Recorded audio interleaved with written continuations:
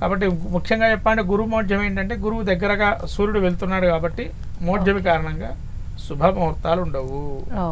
మరి ఏ కార్యక్రమాలు చేసుకోకూడదు అని అంటే ముఖ్యంగా వివాహం మనకి రాదు, గృహారంభం మనకి రాదు, గృహప్రవేశం మనకి రాదు, మళ్ళీ చెవులు కుట్టుకోవడం, చౌలం అంటాం, ఉపనయనం కానీ, మళ్ళీ నూతనంగా బావులు త్రోవులు దవ్వటాలు కానీ, నూతనంగా కొంతమంది బావులు దవ్వుతుంటారు. ఇప్పుడంటే బావులు దవ్వట్లే, అంటే రిజర్వాయర్కే ఇప్పుడు మన శంకుస్థాపనలు మొదలు పెడుతుంటాం కదా గవర్నమెంట్ వాళ్ళు, అవి కూడా చేయకూడదు. బోర్లు వేయటం కానీ ఇవన్నీ కూడా పనికిరాదు.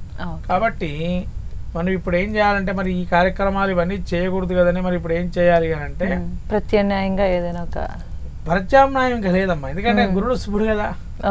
ప్రత్యామ్నాయం అంటే ఇంకేముండదు, ఇంకా ఏ కార్యక్రమాలు చేయకూడదు.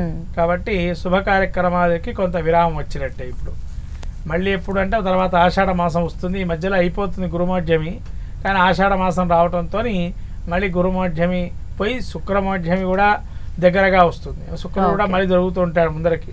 ఇది గురు మూఢం అనేది ఎప్పుడు నుంచి మొదలై ఎప్పటి వరకు ఉంటుంది?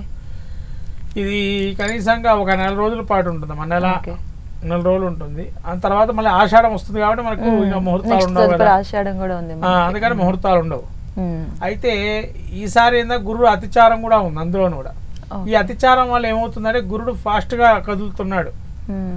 కదలటం వల్ల కూడా ఏమవుతుంది, కొద్దిగా ఇంకా సూర్యుడు ఉన్నంత కాలం దాదాపుగా మూఢ్యం వస్తుంది. అంటే దాదాపు మీకు జూను ఈ 8వ తారీఖు మొదలుకొని ఆషాఢంలో కూడా మళ్ళీ శ్రావణంలో కూడా కొంతవరకు తగులుతుంది, మొదల వరకు పశ్చిమి విధియ వరకు తగులుతుంది. కాబట్టి ఇటువంటి స్థితిని చూస్తే కనుక మనం ఏ కార్యక్రమం శుభ కార్యక్రమం పనికిరాదు. ముఖ్యంగా పెళ్లిళ్ళు అనేవి చాలా ఏవి ఉండవు. అయితే మరి ఎప్పుడు ఏవి చేయాలంటే ఆపద్ధర్మంగా కొన్ని ఉన్నాయమ్మా.